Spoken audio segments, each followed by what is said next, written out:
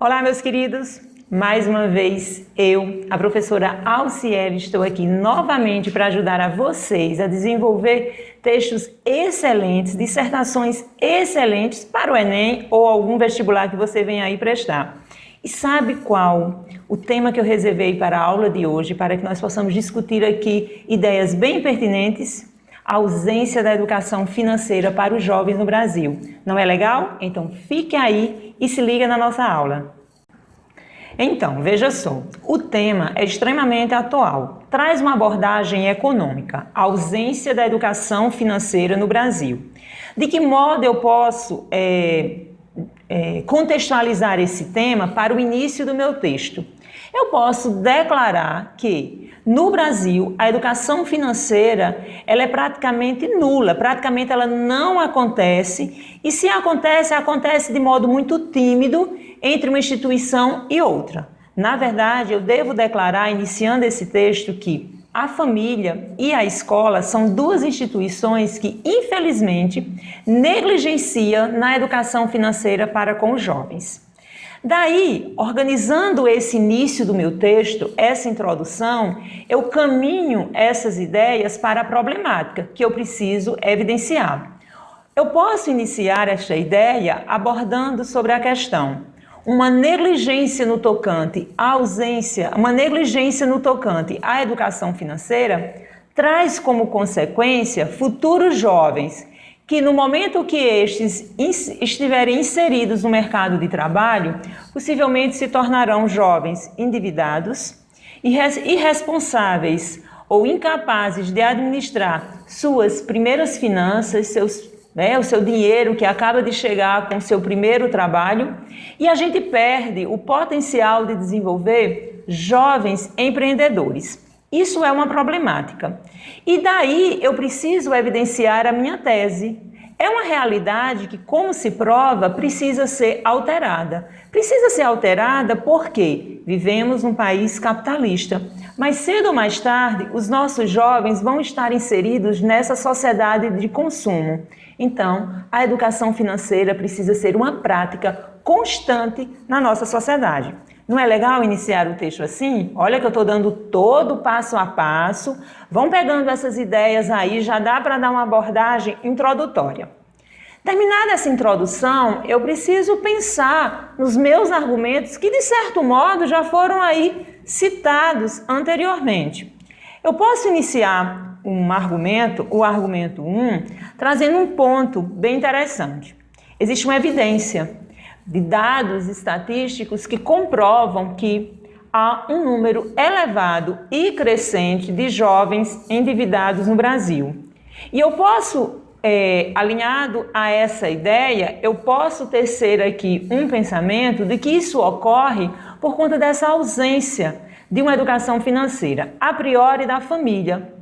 É bem interessante que muitas vezes as famílias elas pensam que não há necessidade de ensinar às nossas crianças, que é interessante de acordo com a linguagem adequada, e aos nossos jovens, uma educação financeira plausível, uma educação financeira que realmente estes no futuro se mostrem capazes de administrar o seu dinheiro. Havendo essa carência e por um pensamento, digamos assim, de achar que não precisa quando criança, aos 18 anos, 20 anos, ele aprende ponto final, não é isso que acontece. Então, existe uma negligência por parte da família que, de certo modo, acaba não favorecendo esse tipo de educação e traz possivelmente esse reflexo. Poderia aí fazer uma abordagem de algumas práticas que existem, essas práticas poderiam ser melhor apresentadas, a exemplo da mesada, que muitas vezes é negligenciada pela própria família, quando aquela quantidade acaba, a família complementa, fazendo com que a criança, o adolescente entenda, quando não administrar bem o dinheiro, tem uma fonte que repõe, no momento que não é certo, mas existe uma prática até mesmo antiga, mas bem interessante, que é o cofrinho. A ideia de ensinar a criança a poupar, a guardar para o futuro. É bem interessante isso. Uma outra ideia que você poderia desenvolver é que, em virtude de uma ausência de educação financeira, que não traz apenas como consequência jovens incapazes de poupar, jovens infelizmente responsáveis com as suas finanças, mas nós também perdemos de desenvolver um trabalho para promover o empreendedorismo, perdendo potencialidades.